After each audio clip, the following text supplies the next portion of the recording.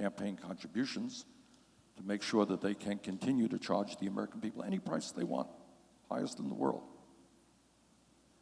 Meanwhile, 1 out of 5 Americans cannot afford the medicine their doctors prescribe.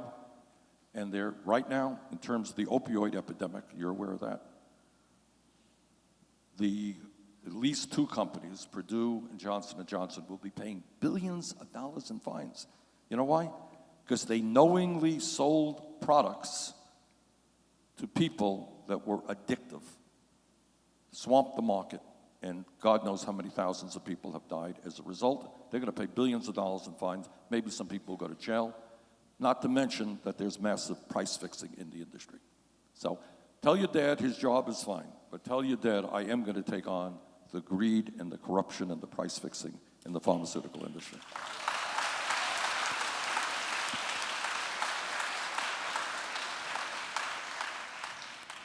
Next up, you'll be hearing from Sheena Tran. She's a student at Hoover High School. As a young woman, I am worried about sexual violence and human trafficking in Iowa, especially because I am so young. Nearly every day, I'm confronted by a man who harasses me. So what can you do to stop American citizens from being sexually harassed and trafficked? Well, in terms of trafficking, we will do everything humanly possible to put an end to it. It is a terrible, terrible crime, and we will crack down on traffickers and give support to those women who have been abused to get their lives back together again. In terms of sexual harassment, I mean, we have got to, and I say this to the young men here, we have got to create a culture and a climate which understands that women have got to be treated with respect and dignity. That's all.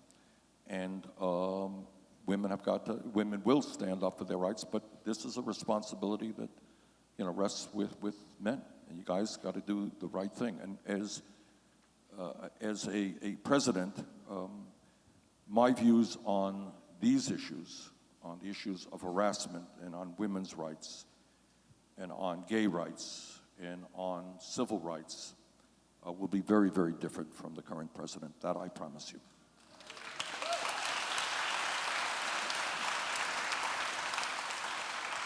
Next, you'll be hearing from Will Bredensteiner. He's a student at Drake University. Thank you, Senator. Politics has become so divisive that it's often difficult to see members of the opposing party as human. If you could say one genuine thing you admire about President Donald Trump, what would it be? I didn't hear that. I heard, please do it again. Sure. Politics has become so divisive that it's often difficult to see members of the opposing party as human. If you could say one genuine thing you admire about President Donald Trump, what would it be?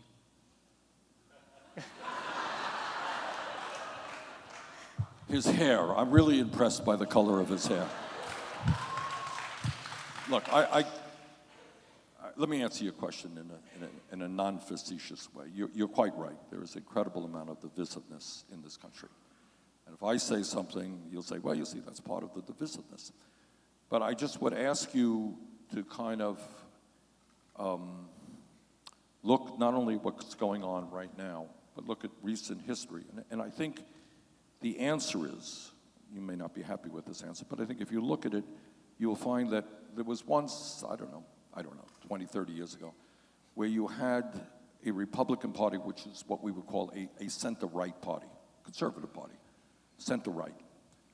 You had a president called Dwight D. Eisenhower, who was president in this country, who was probably his politics today would be a moderate Democrat, actually. But for a variety of reasons over the years, before Trump, the party moved very, very far to the right. And that is where it is right now. And it gives me no pleasure. I mean, it really does not. I have Republican colleagues who I respect, I like. They differ with me. And, you'll be shocked to know people sit down, they have lunch together, they don't hate each other. But I have to say that in this president, you have somebody who is a racist, in my view, who is a sexist, who is a homophobe, who is a xenophobe, and who's a religious bigot. And you have to speak that out.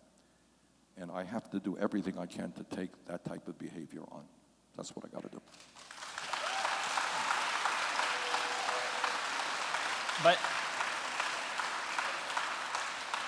But is there a single thing about the president that you can say you admire? single thing. Yeah, he gets up at 3 o'clock in the morning to tweet. So I'm impressed by people who get up at 3 o'clock in the morning.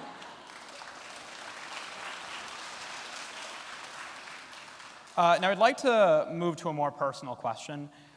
In either your professional or personal life, who has been your hero and why? Well, my political life, I would say Dr. Martin Luther King Jr. has been somebody who has inspired me. I urge all of you to read some of the very good biographies that are out there about King.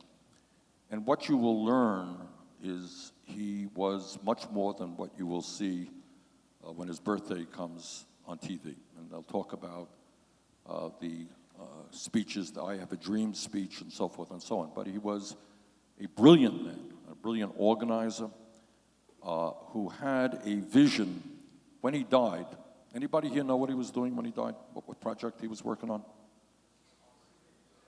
He was working on what he called a Poor People's Campaign, where he was bringing blacks and whites and Latinos and Native Americans, poor people from all over the country, all walks of life, together to march on Washington to demand a change in national priorities. Just a remarkable effort. And when he died, actually, when he was assassinated in Memphis, Tennessee, he was not there on a quote-unquote civil rights issue. He was there to protect striking workers who were sanitation workers, garbage collectors, who were being exploited, and some had died on the job. And he stood up for workers his whole life. So he was a man of brilliance, incredible courage, and that is somebody who has influenced my life a whole lot.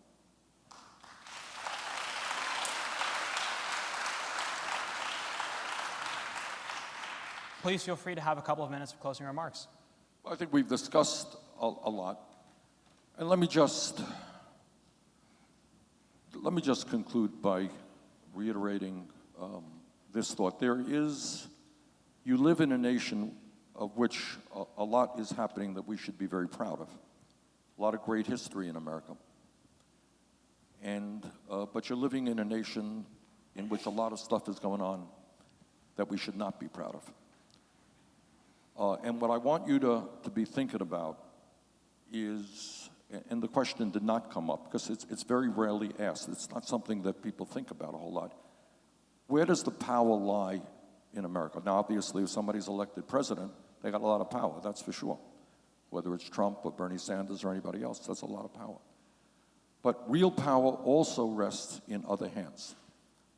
We have a political system today that says that if you are a billionaire, you can contribute hundreds of millions of dollars to elect candidates who represent your interests. Does that sound like democracy to you? We have Republican governors all across this country who are working overtime to make it harder for people of color or poor people or young people. In New Hampshire, almost all white state, they're making it very difficult for young people to vote because they're afraid of how young people will vote. Does voter suppression sound like democracy to you? All right. We live in a country where you have, whether it is insurance industry or the pharmaceutical industry or Wall Street or the fossil fuel industry or the prison industrial complex or the military industrial complex, you have entities out there that are unbelievably powerful. They make huge amounts of campaign contributions. They influence what goes on in Washington and in state legislatures all over America. And what my campaign is about and why we call it us, not me, is that I believe that no president, not Bernie Sanders or anybody else, can do it alone. We need millions of people. So I was asked earlier, should we involve young people in the political process? Absolutely, we desperately need you. All right, so I'm here to say to you, obviously I would like your support. If you choose to support another candidate, that's fine too. But what I am saying to you is not only that you must get involved in the political process, think through all of these issues and the 100 other issues that we have not talked about. Think about the America that you want. Think about why we are not there Think about what you got to do to bring us there. And by the way, talk to your friends and tell them that you don't want to hear them complain about the cost of college. You don't want to hear them complain about anything. You want them involved in the political process. And as one of the questioners asked me, and it's a good point, treat people with respect. He's right. We have too much anger and vitriol in the political process now. Disagree. If you're a progressive and you have a conservative friend, talk it out. See where you agree, see where you disagree. But it is absolutely imperative, especially in the era of Trump, who is an authoritarian type personality, who gravitates to authoritarian leaders all over this country, who does not really, in my view, believe in the Constitution of the United States or the separation of powers. Especially at this time, let's all agree that we've got to fight to protect democracy, and I would hope very much that all of you will get seriously involved in the political process. Thank you all very much. We're going to take a picture with this shirt. You want to hold this side? Thank you. This is a gift to you. Thank you so much.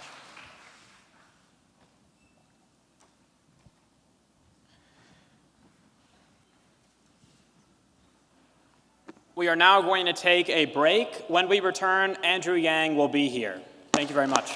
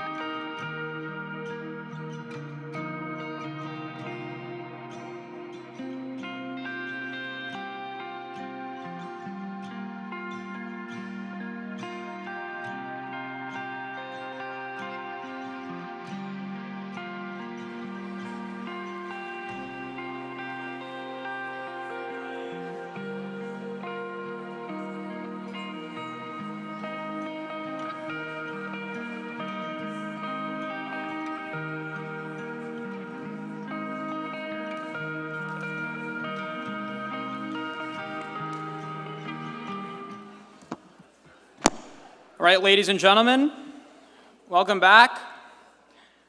We are now beginning the second half of today's forum. Your next candidate is an entrepreneur who founded Venture for America, a nonprofit dedicated to creating jobs in cities with little job growth.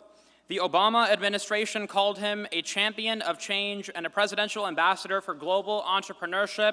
From the great state of New York, please help me welcome Andrew Yang.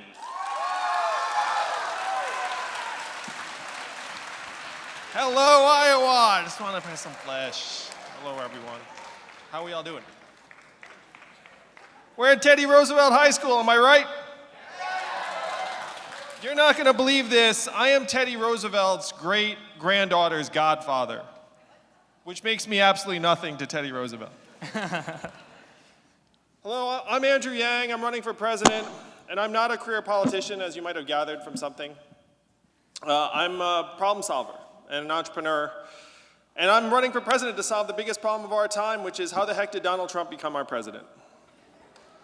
And if you watch cable news, you get a sense that he became our president because of some combination of Russia or racism or Facebook or the FBI. But I believe the explanation's more direct and straightforward, which is that we automated away 4 million manufacturing jobs in Ohio, Michigan, Pennsylvania, Wisconsin, and 40,000 right here in Iowa. And what we did to those jobs, we will now do. How many of you all noticed stores closing where you live here in Iowa? And why are those stores closing? Amazon. Amazon's soaking up $20 billion in business. And how much did Amazon pay in taxes last year? Zero. That's right. So that's the math for Iowa. 20 billion out, zero back. And that is why Donald Trump won the state by 9 points. That's why when you walk into McDonald's, you see the self-serve kiosk, and you see that that's going to spread to every fast food chain over the next number of years. How many of you all know a truck driver? My friends in California are working on trucks that can drive themselves. Think about what that's going to mean for the people here in Iowa. So these are the real changes that got Donald Trump elected, what experts are calling the fourth industrial revolution. We're in the midst of it, and Donald Trump is a symptom. He's not the cause, he's a symptom. Many of you have friends and neighbors, some of you, your parents, neighbors, family members voted for Donald Trump. And they voted for Donald Trump because he diagnosed the problems, but his solutions were the opposite of what we need. His solutions were we're going to freeze time, we're going to build a wall, we're going to turn the clock backwards. We have to do the opposite of all of these things. We have to turn the clock forward. We have to accelerate our economy and society as quickly as possible. We have to evolve in the way we think about ourselves and our role in society. And I am the perfect candidate for that job because the opposite of Donald Trump is an Asian man who likes math. Thank you all. Looking forward to getting your questions.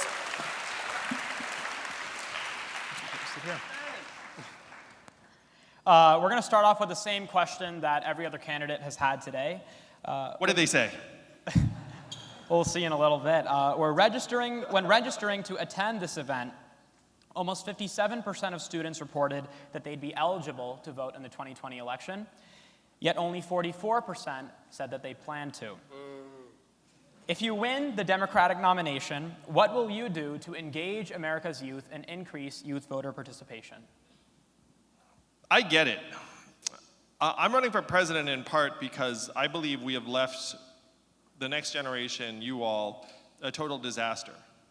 And one of the rational responses to the fact that we're leaving you a disaster is to say, there's nothing I can do about it, I'm going to check out.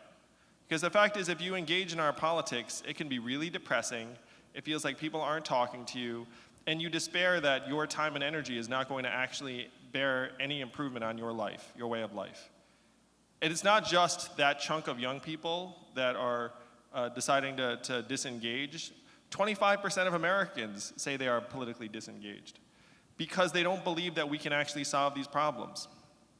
I understand completely. The reason why I'm here in Iowa, along with the other parade of candidates, is because this is one of the only places where what I just said is patently false. Like, you all can actually make a big, big difference. If I was in any other state in the country, I'd be lying to you if I said that your vote could make a big difference, but here, it can. You only need about 40,000 Iowans to change the future of this country. How many Iowans are there here in this room today, right now? Like maybe 300? Like something along those lines? I did the math. Do you know how many Californians each Iowan is worth? 1,000. So there are 300,000 Californians in this room. That's like 7 football stadiums. That is the magic of this state. This is the only place where democracy actually works. And so if you're in this room, you should really caucus. Because if you caucus, it's like 1,000 other Americans caucusing. You can change the future of this country very quickly, and we need to do it for your sake. We have left you a total mess, and we have to clean it up. But we cannot clean it up without your help.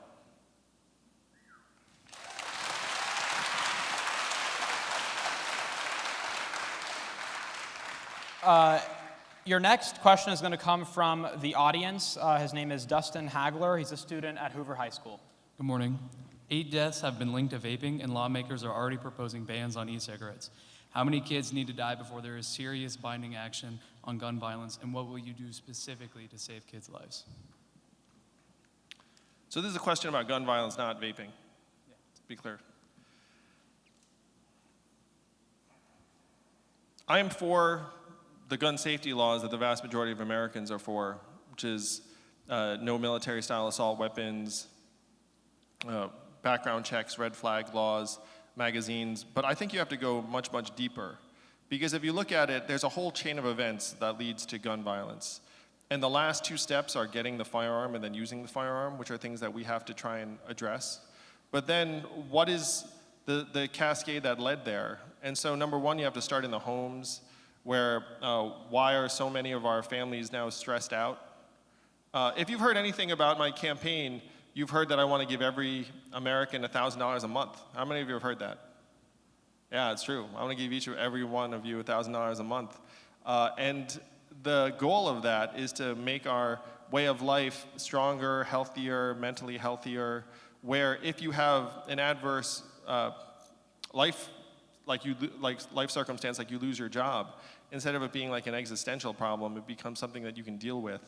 So we have to try and make our families stronger. We have to try and make our schools more welcoming for different types of boys in particular, because we all know that where gun violence is concerned, 96% plus are boys. And our schools right now, if you come into a school and you're, like neurologically different, like one of my sons is autistic, and has ADHD. And so if you come into school and the school is not well designed for that sort of learning profile, then you can easily feel marginalized and bullied. And at the very, very extreme, you could wind up doing yourself harm or doing someone else harm. So we need to focus on the gun laws and try and reduce the supply. I would be for a voluntary buyback of guns. I would be for trying to upgrade the guns themselves so that they actually can only be fired by the owner. So if a kid gets his hands on them, then they won't fire. There's very heavy paperweights. But I want to go deeper. I want to go towards mental health, what's happening to families, what's happening in our schools, and try and help boys in particular go from being strong boys to strong men. And that's the progression that we need to help people make.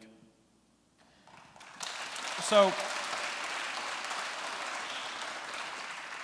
a few months ago, you were at another forum where you were asked a question about accidental shootings and you became emotional. Senator Sanders was here just now, and we asked him about whether or not he would vote in the future to hold gun manufacturers liable for accidental shootings. Is that something that you would support? Oh yeah, I totally would. Because right now the rough truth is that when there's a mass shooting, gun manufacturers' stocks will actually go up because their sales go up. Because gun owners are concerned that regulation is going to come, so they all run out and buy guns. So you're not going to believe this, but mass shootings are actually good for business for gun manufacturers. And so their incentives to try and curb those shootings are very, very low. So the goal is to try and, how many of you, I know some high schools now have economics. How many of you have studied economics, or some of you are college kids and the rest of it? Do you know what an externality is? So an externality is a cost that is happening, but it's happening outside of the company itself. And so that's what these gun deaths are to the gun companies. Like, I sell you the gun, and then if you shoot someone with it, then, like, no skin off my back. So if you say to the gun manufacturers, hey, if your product gets used to kill an American, we're going to fine you, then all of a sudden that's called like internalizing the externality.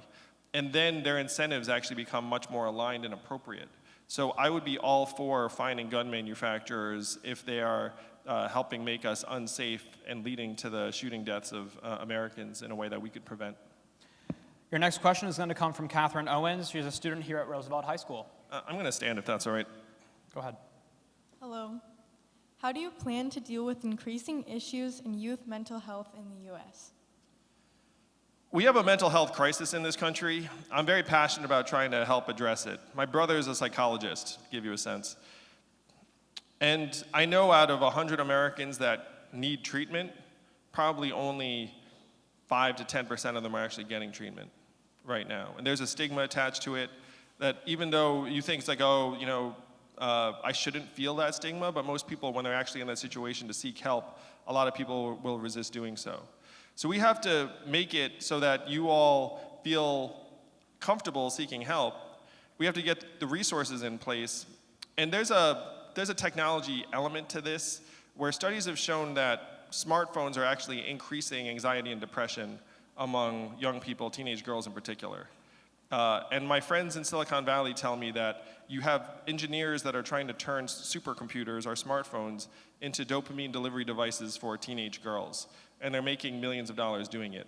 But you know what they do when they go home? They say, no screens in my house and my family.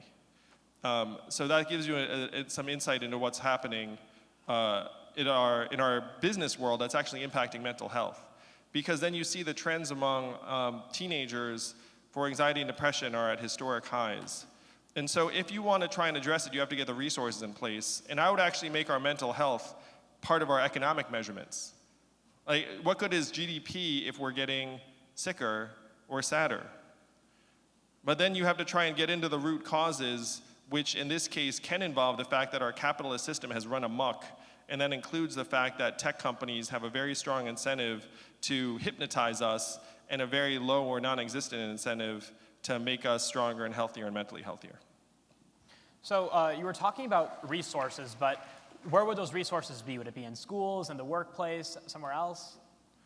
Well, there are so many people that want to become therapists, counselors, psychologists, psychiatrists. There's no shortage of people that want to go into those fields. But we're artificially constraining the supply of those people through the way we're educating and training them. Mm-hmm. It's very expensive in many cases to try and seek that training, and you have to be some genius at tests to get into some of these programs. So what I would do is I would try and expand the supply over time of psychologists, counselors, therapists, social workers, and people that make us stronger. And I would reduce the cost of, I have many friends who are social workers, and I'll tell you, like, it's expensive to become a social worker, and then when you become a social worker, you don't get paid that much.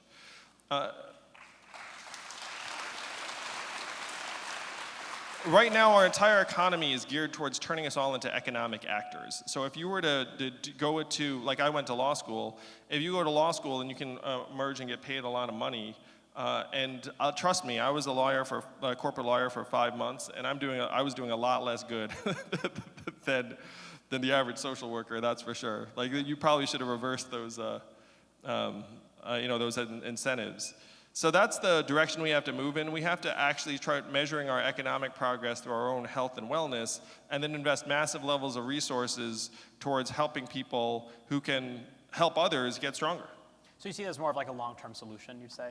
There are a lot of short-term things you can do. I mean, one thing we should do very, very quickly is lighten the emphasis on standardized tests in our schools and also in getting a lot of these programs. And I'll tell you all a true story. The SAT was invented during World War II to try and figure out which kids they did not want to send to the front lines. And now we're using it every year like every year is wartime. It does not make any sense.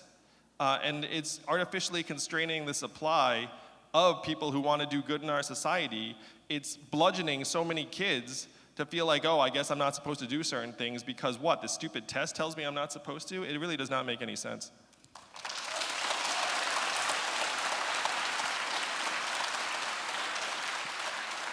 I'd like to bring in Sam Crone. He's a student at Iowa State University in Ames. Good morning, Mr. Yang, and thank you for being here today. I am a student pursuing a career in environmental science. If climate change continues at its current rate, there might not be much of an environment left for me to work on.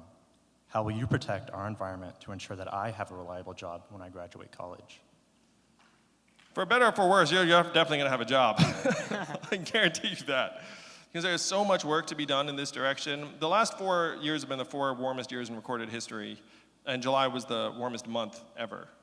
So climate change at this point is accelerating, and we have to try and get in front of it. We have to also be realistic. So I proposed a 5-part plan to try and move us in the right direction. Number 1 is move us towards renewable sources of energy, wind and solar. Number 2, anything, it costs all the rest of us. So again, you bring it back to the company and say, hey, you polluted, like you should pay. And then guess what? They'll pollute less. That's just the way companies operate. So you have a carbon fee and dividend, but then you have to go to the rest of the world. The rest of the world's 85% of emissions. And right now, in Africa, they are burning coal.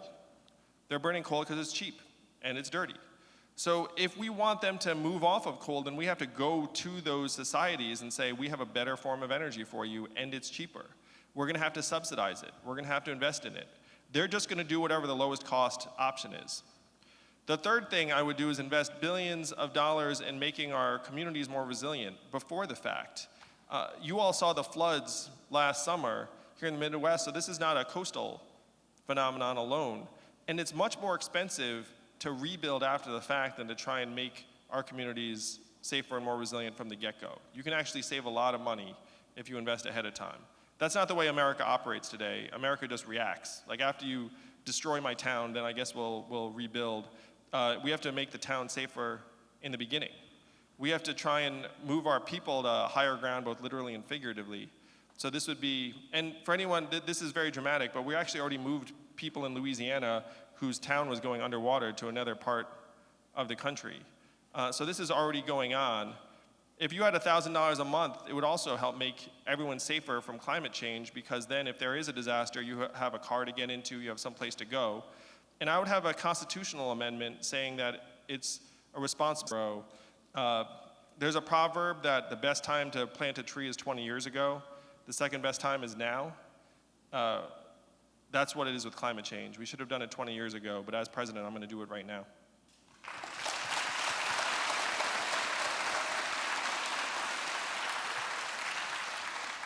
Your next question is going to come from Taylor Kahn Perry. She's affiliated with Student Voice, a national nonprofit focused on empowering youth. She's a student at Georgetown, where you were last week, and she flew all the way here to ask you this question. Really? Yes, it's good to see you Did you see me last week too in Georgetown? In the gym. I heard about it. I heard you were at our student gym. Yes. So my question is, will your administration commit to providing funds for deeper learning initiatives like social and emotional learning and arts education? Oh my gosh, yes. You came all the way to ask me that question? I am so on board. We need to get much, much deeper about the way we educate and learn. And I feel like I'm going to take digs at like our current educators, who I love. I love teachers, I love educators. Just met the superintendent of the schools, he seemed phenomenal. But we need to try and make school more relevant for our young people. Because right now there's this sneaking suspicion that a lot of the stuff we're teaching you could just look up on your smartphone. And so then the part of you is like, hey, is this what I need to be learning? And we're preparing you for an economy that is evolving very, very quickly. So we need to go much deeper. We need to have psychosocial and emotional learning. We need to teach resilience, positive psychology. Meditation works very, very well for a lot of people. These are things that we need to try and bring to our educational institutions to humanize them. Because right now we're preparing you for an industrial economy that is evolving very, very quickly. Is there anything else I can add on that? Because I love that so much. I'm very into it. Oh, thank you. You know, I also want to say I would want you all to learn financial literacy as well. But one of the things I've learned over time is it is impossible to learn financial literacy if you do not have money. What I mean by that is like it's abstract. You teach me about compound interest and time value of money. I do not care until you give me money. And then after I have money, then all of a sudden I start listening. I start caring. So it happened to me. I have an economics degree. I still didn't understand it until I like started working and made some money in my 20s. You know, I went to college for it, and it still didn't sink in until you actually have it in your own life. So under my administration, everyone starts receiving $1,000 a month, and then we teach you financial literacy in high school, and you would actually learn it because you have money, like real money to invest.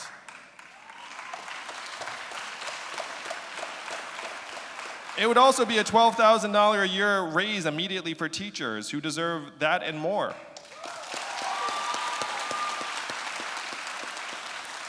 And for anyone who thinks that like this is too good to be true, we can do it because I'm standing in Iowa. All it takes is 40,000 Iowans, and then this vision of a trickle-up economy takes fire, and we can totally change the way we operate in this country. Your next question is going to come from Hunter Anderson, clearly a Yang fan. He's a student here at Roosevelt High School. Hunter? That's so fun, Hunter. What is your plan for the future of American space travel, and how does that fit with your principles regarding the use of fossil fuels, which is heavily relied upon in the space industry? So I'm not sure how many of you saw that I was endorsed by Elon Musk last month. You guys see that? So I have visited SpaceX and seen the future of space travel. And right now, we're at a time in American history where private industry is doing a lot of things that used to be done by government. So we have all seen the Apollo 13 movies and like all of that stuff where it's like a bunch of noble government engineers and physicists like designing all the stuff. That has all now moved over to SpaceX and Blue Origin and these other firms. And so I'm very, very optimistic about the future of space travel because I've met people who are working on it directly, and they are so passionate. They're working on it for the good of the species. They have hundreds of brilliant people working alongside them. And just because they don't work for the government doesn't mean that they're not working incredibly feverishly hard. And the way they're designing these rockets does not necessarily mean that we're going to be using tons and tons of fossil fuel to get people into space. I mean, right now that is what we're using. But there are other things that we can use that would provide the same levels of energy that we need. And it's one of the things that I know Elon and the other people that I'm on a first name basis. Elon, I can text him right now.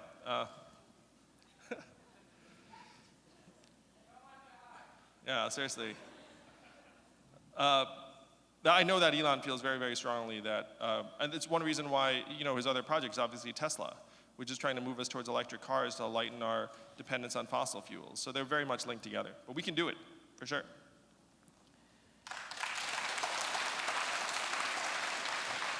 What's a SpaceX story I can tell? I'm sorry? I'm trying to think of a fun SpaceX story I can tell. We have time at the end. Your next question will come from Runal Patel, a student at Drake University here in Des Moines. Mr. Yang, next summer we will celebrate the 30th anniversary of the passage of the Americans with Disabilities Act, which was sponsored by Iowa's very own former Senator Tom Harkin. If elected president, what will you do to help students with disabilities gain equitable access in both school and the workplace? Thank you for the question.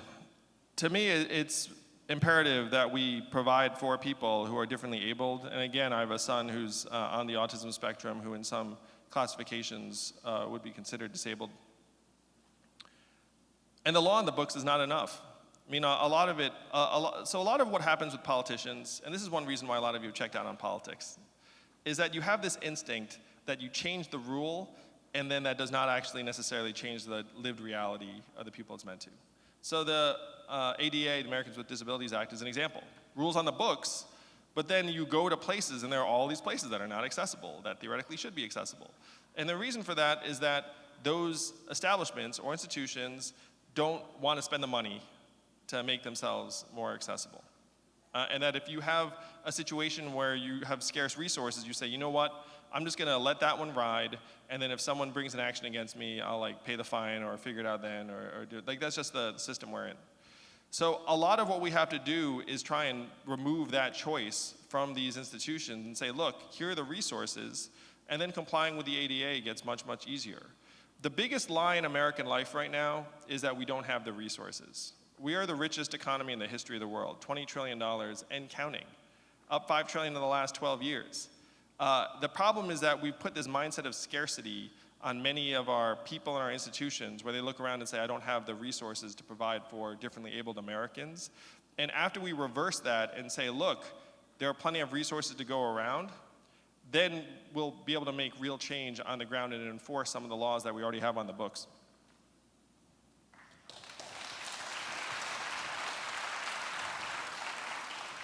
Your next question will come from Mr. Richard Bell. You're not a student. I mean, I'm not.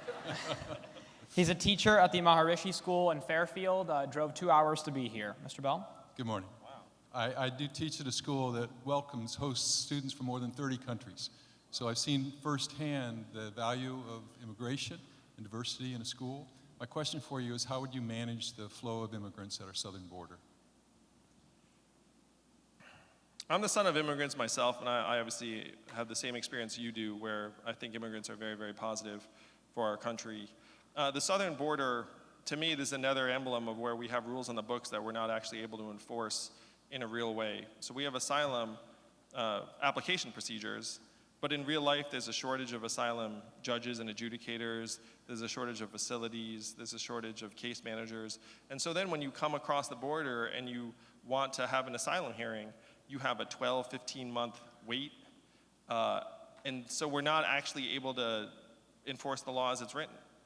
The first thing you do is you put an end to this inhumane detention and separation of families, and that's something we can do immediately.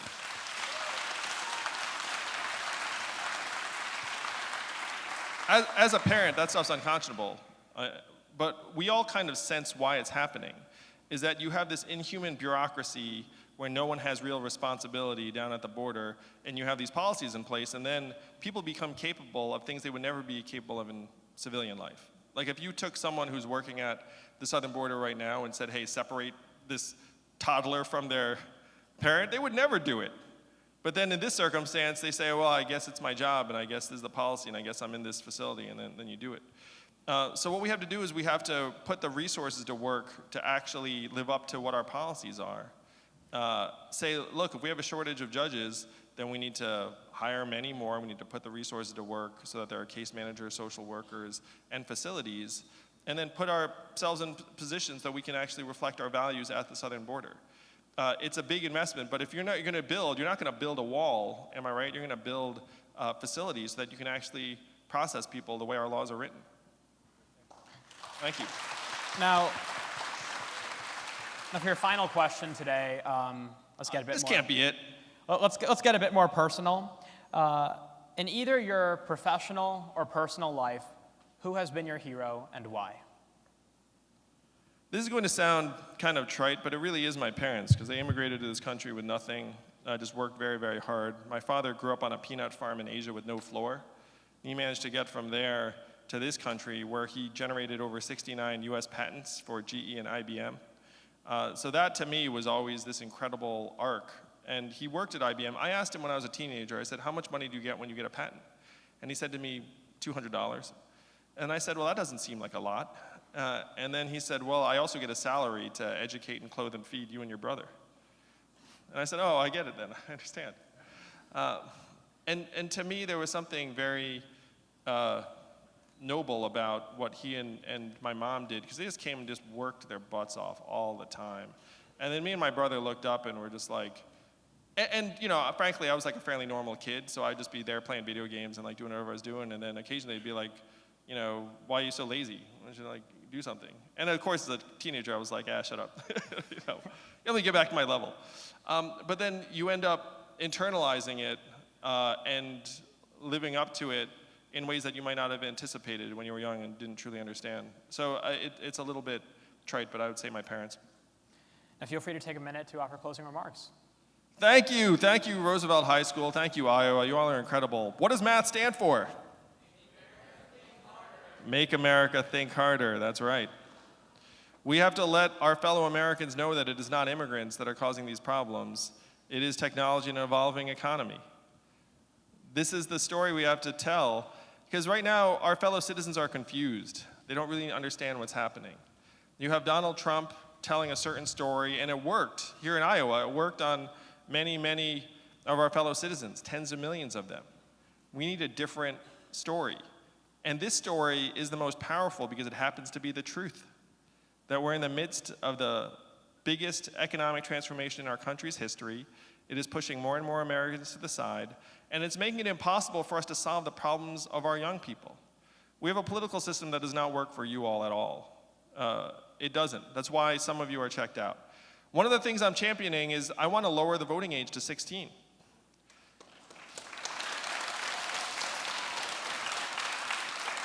And I'm going to walk you through why it makes total sense to lower the voting age to 16. Number one, the younger you are when you vote, the more likely you are to vote throughout your life. So then, if you get people voting young, then guess what? They'll vote forever. Number two, right now the electorate tends to skew older, and that ends up influencing policies that would not reflect the needs of this generation. Number three, you're going to be on this planet longer. I mean, if anyone has a stake, it should be you all, right? Not like, no offense to anyone, but like if there's like some 96-year-old at death's door, it's like, come on, you're not going to be here for very long. It's like, whereas you guys are going to be here for a long time. And then the only argument against lowering the voting age, you also, 16-year-olds, how many of you work as 16-year-olds? That means you pay taxes. And you pay taxes and you don't vote? That doesn't seem right. The only counter argument to having 16-year-olds vote is that you somehow don't know that much about politics. To which I'd suggest there are a lot of Americans who don't know that much about politics. They're called low information voters. That's actually the technical term for it. And it's not like we're giving people a age group. We should be applying the same standard to our young people. So that's what this campaign is about trying to make it work for you all. But we cannot do it without your help. And here in Iowa, you all are magic. Like everything you do is like 1,000 times more powerful than anywhere else in the country. So use that power wisely, and let's make history in 2020. Thank you very much, Roosevelt High School. Thank you. Now, we're going to get a quick photo. All right, let's do it. I'll come over here. This is a gift to you. Thank you. Thank you so much for coming.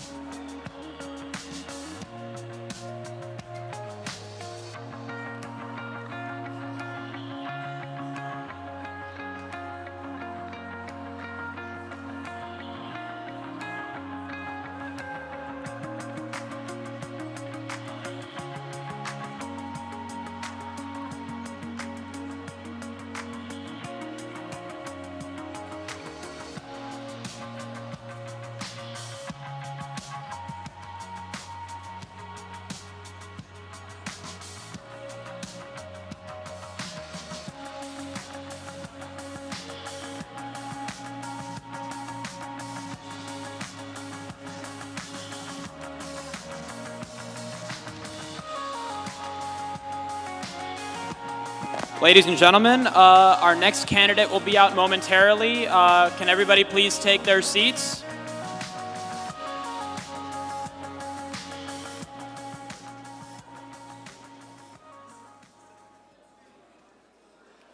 Alrighty. Your next candidate served in the United States Navy for 31 years, achieving the rank of Vice Admiral.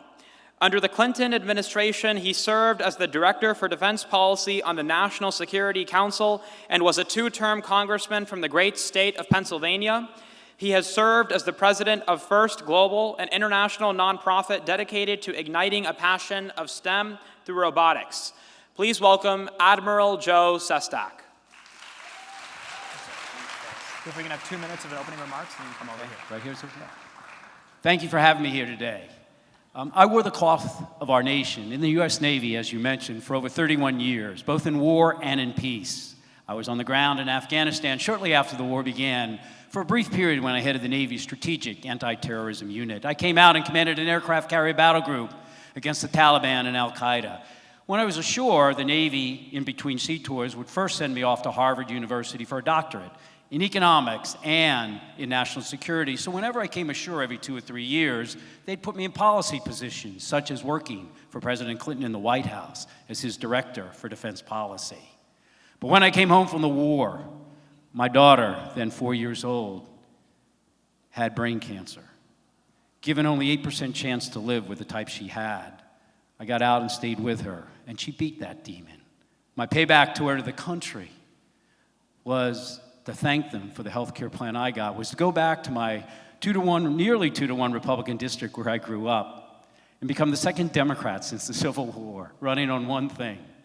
I'm a retired Navy admiral, running on national security that begins at home in health security. I worked on issues that I loved: autism, first movement of it, money into it in 12 years, elder abuse, a hidden disease, first bill passed on it in 17 years. And as I did yesterday with the Iowa Safe Schools program up in the state capitol, sitting down with 20 youth of the LGBT community working against discrimination for marginalized communities. But today, as I stop, I'm really pleased to be here.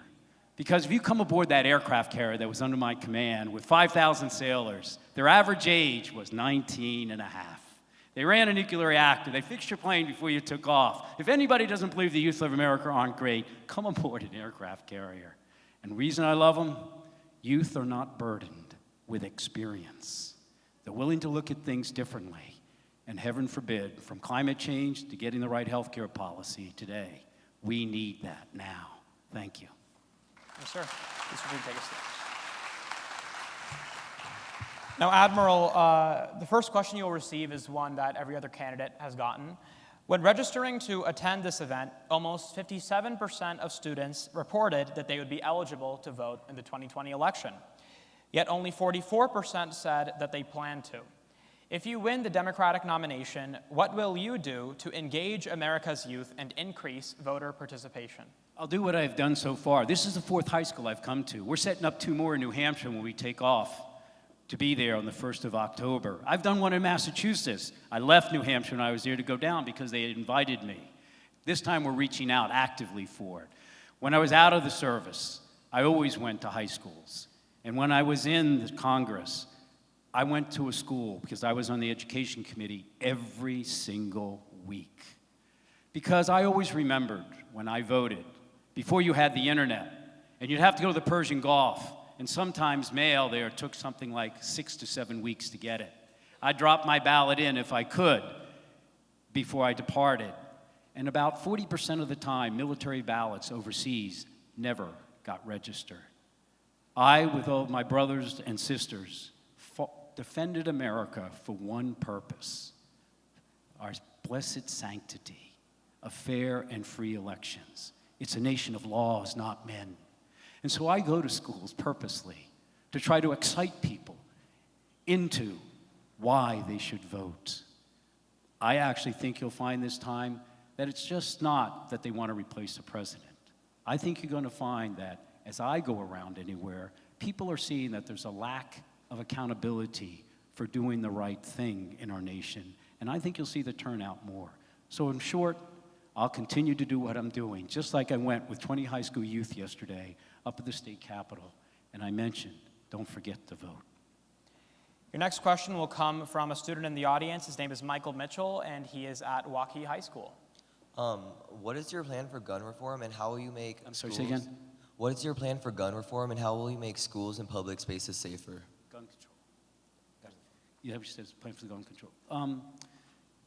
I represented, as I mentioned, a nearly 2-to-1 Republican district. And when I talked about accountability for doing the right thing, I had an F from the National Rifle Association.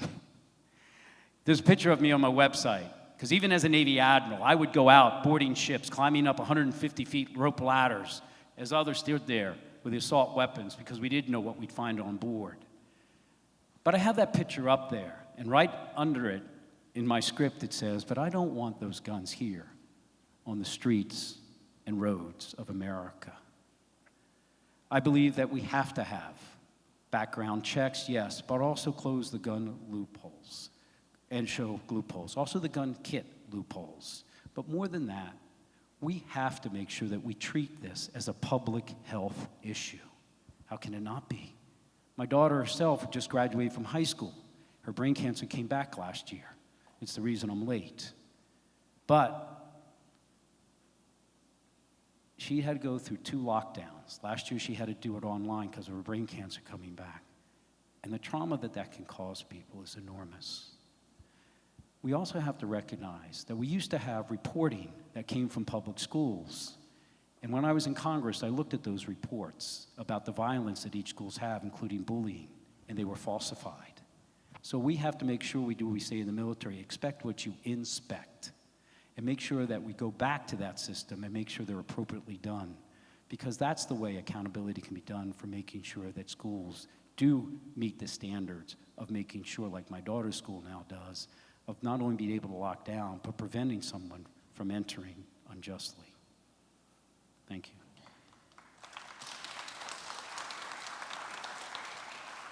Your next question will come from Elise Huey. She's a student at Urbandale High School.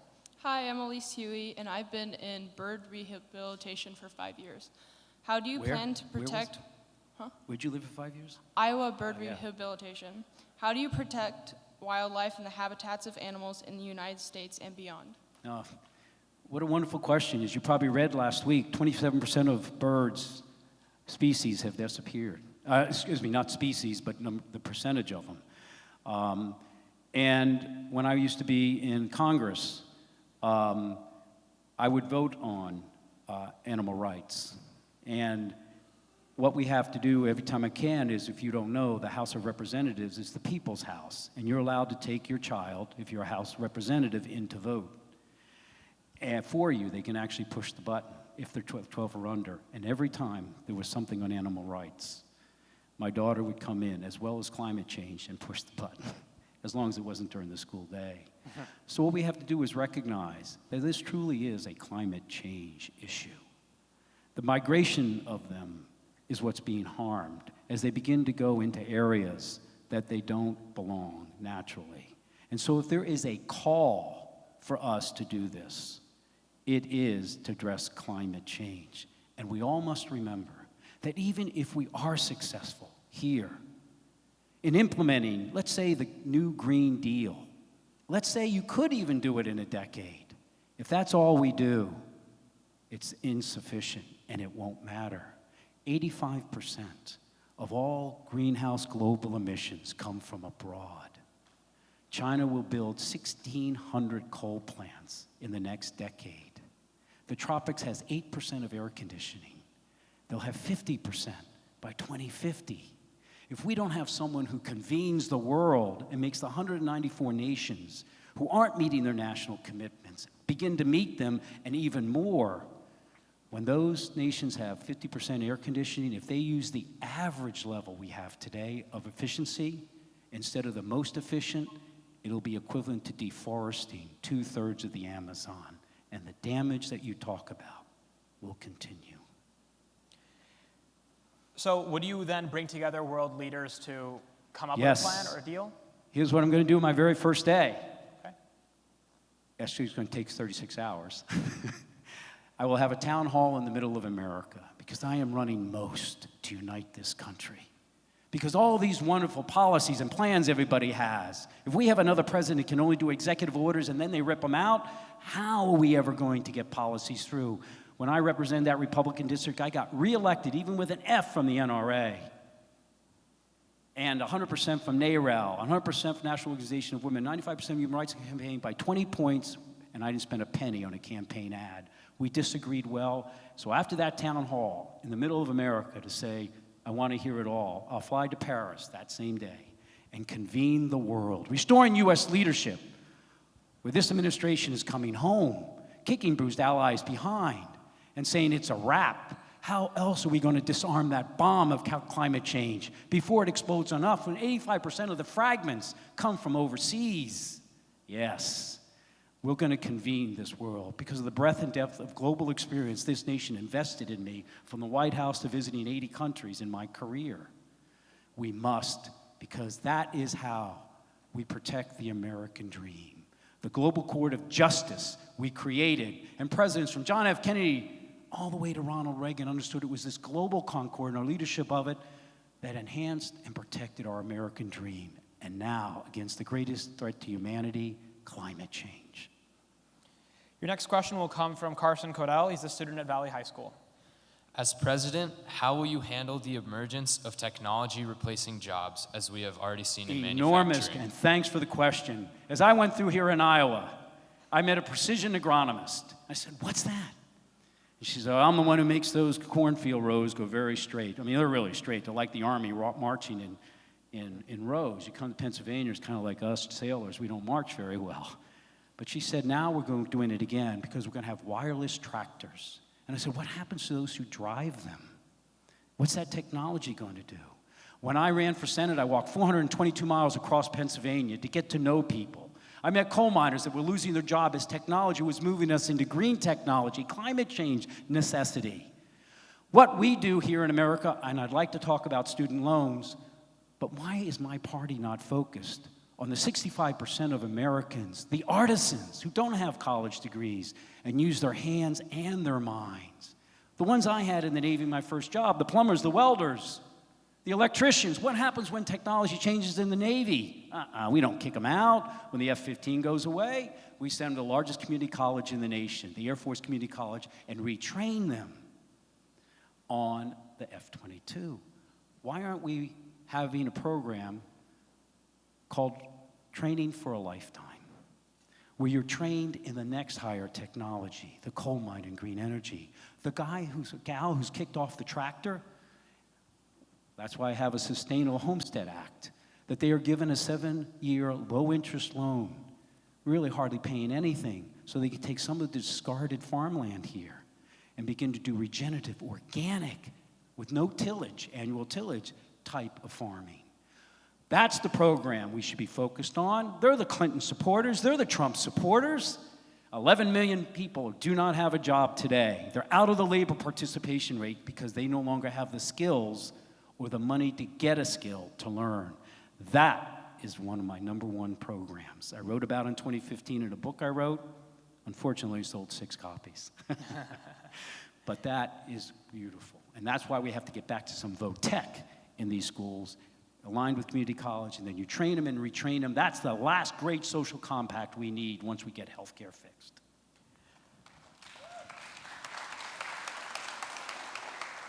Your next question will come from Jack Neal. He's a student here at Roosevelt. Hi. Last March, the Senate passed a resolution to end U.S. support for the war in Yemen, but President Trump vetoed it. As president, would you sign a resolution to end U.S. support for the war in Yemen? And how do you hold Saudi Arabia accountable for its actions in the country? Hold who accountable? Yemen? Yemen. Yeah, hold them accountable. Hold Saudi Arabia accountable. Saudi Arabia, yes. Would I sign it? Absolutely. I've already been out on the, and months ago saying this. Look, here's the issue. We no longer lead the world, as I mentioned, of where we established after World War II something called the liberal world order, based upon our democratic values of individual and human rights, open and fair governments, fair and just markets that cared about the world's collective good. And so when the Crown Prince of Saudi Arabia can high-five President Putin of Russia and feels empowered to murder an American resident in his embassy without any consequences from the rules-based liberal world order, it's gone way too far. That country has gone in there and indiscriminately killed children. How do I know? Because I've operated with their military. We give them more military supplies than almost anyone else, but they're a very incompetent military. Their enlisted are not Saudis. They're foreign nationals. The officers are Saudis. And when they go in to bomb, their training's atrocious. Their training and their maintenance is, and that's why it's happening. Second, we need to understand that some of the cause of this is Iran, and we are actually responsible because we broke our word after we had actually gotten rid of the nuclear warfare capability of Iran. Not by our military. We disarmed it with the power of our diplomacy, convened the world to get Russia and China to put sanctions on Iran and got rid of the nuclear weapons. And now, when we broke our word and put more sanctions on them, they're doing even more mischief as those bombs are going to Saudi Arabia. This thing's just going to ratchet up into the rules-based world order. Condemn it? Yes. And then we shouldn't be flowing arms over there that aren't being used competently. Now, in the aftermath of the murder of Jamal Khashoggi, President Trump conceded that the United States had to be very careful as it came to relations with Saudi Arabia due to the economic reliance. As president, would you be willing to potentially sacrifice, part of the economy due to this relation with Saudi Arabia? Let's keep in mind that Saudi Arabia was the one who didn't care about our economic sanctity. They turned off all oil to the world back in 1973, before you were born. And we had a great recession. Let's not forget that Saudi Arabia wouldn't, whether you agreed or didn't agree with the Gulf War, let us, until the last moment, use their bases, even though the threat was against them, supposedly. Until the very last moment, they let us a little bit, and now they're removing it all. What kind of an ally, friend, is that? We've got to move off of fossil fuels anyway. And as you well know, America has replaced almost anybody with the output of what we can produce because of natural gas and others. We've got to wean ourselves off of that. But to be beholden to someone who audaciously murders and respected us for the power of our economy and for the power of our military, but they admired us for the power of our ideals. As an Egyptian officer who was on my ship when he left said to me, "Captain, you treat your enlisted men," because I only had men on that ship, "as though they were equal to you." I said, "They have due regard for rank." He said, "No, that's not what I mean. You treat them as though they're equal human beings. We don't." That is more important than anything.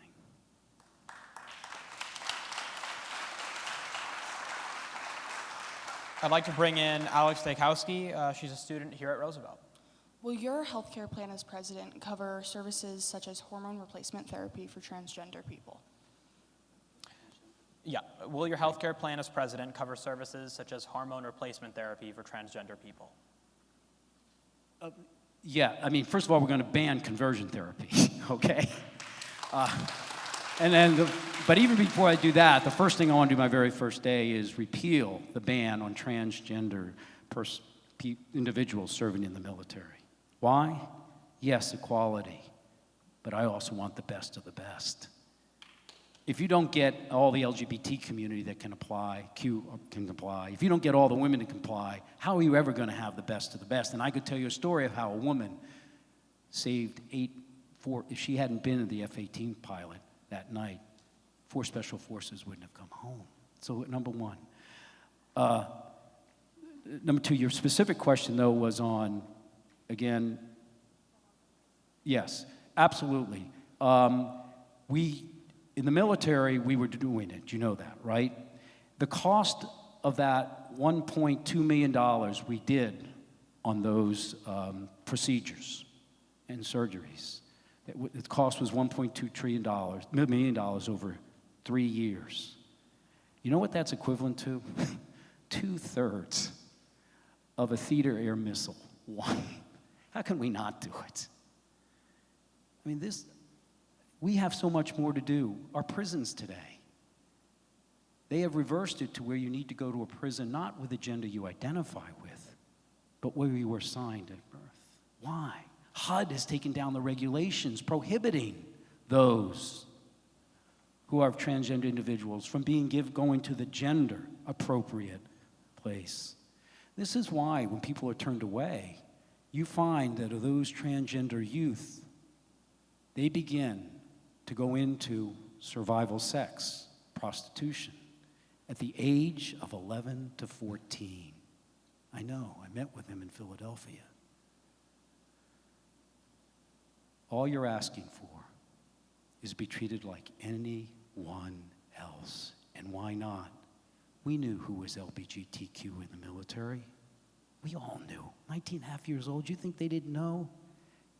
And it really hurt me when anyone would come up and say, Captain, I am under don't ask, don't tell, and I'd have to kick him out. I just said, don't tell me. You're too good. I don't want to lose you. Good luck.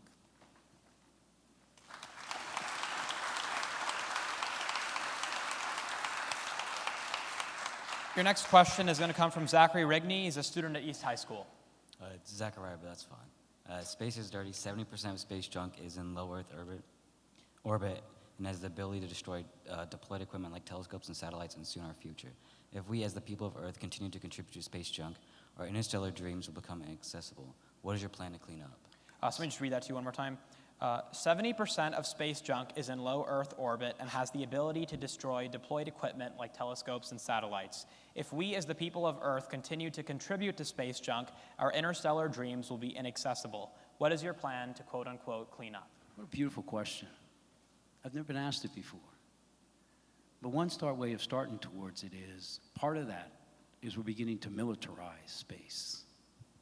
We have one treaty, the Space Treaty, back in the 60s, that only rules out certain types of instruments that can be, as you must well know to ask this question, that we have to do to make sure we don't continue to militarize it. I mean, there's satellites up there meant to bump into others, lasers, and we use it for GPS, all that.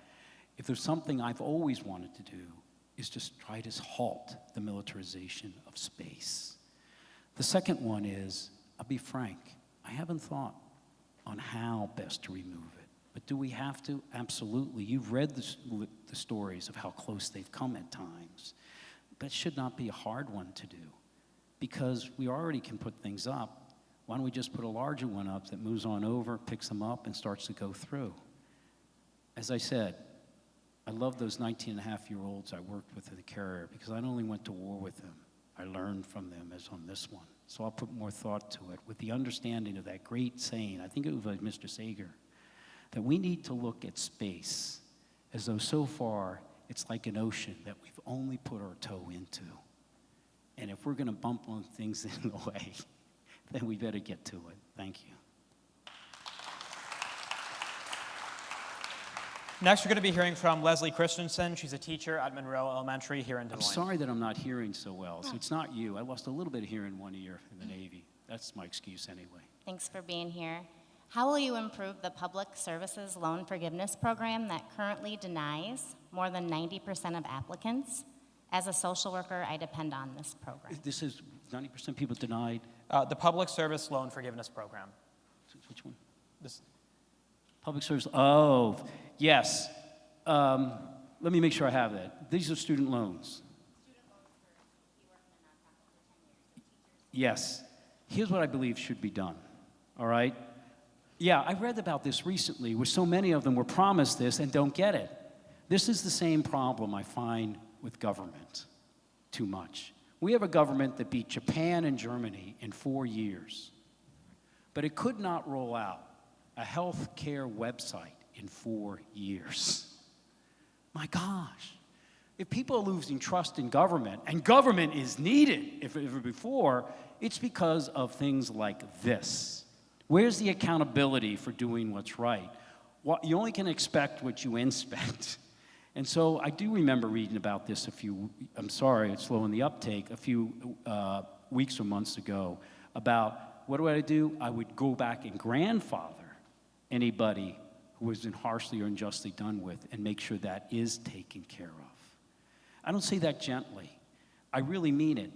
It's like I talked about the president breaking our word on the Iranian Accord. The biggest deficit we have in America today is not the debt, it's the trust deficit. And this is emblematic of it. So my email is joe@joesestac.com. So when in the Oval Office, hit me up and remind me. But if I could, can I peel off of this to student loans? I'm sorry? Could I peel off of this to student loans? Sure, go ahead. If you don't mind. Thank you for that. And why is it so important is, my gosh, we need to get people into the public service. I believe in a national service program, not in the military, but everybody that could perhaps go into AmeriCorps or Public Corps or go to the nonprofits just like you're talking about. Because when military people meet one another, they look, say, hey, where'd you serve? Imagine if all youth were meeting one another and they've gone over to Nigeria, other places, where'd you serve, And this is part of why you want to do this. But student loans, there's a very simple, just like SHARE program there. That's called the Repay program. We should make it mandatory, universal, and grandfather that also, where it says,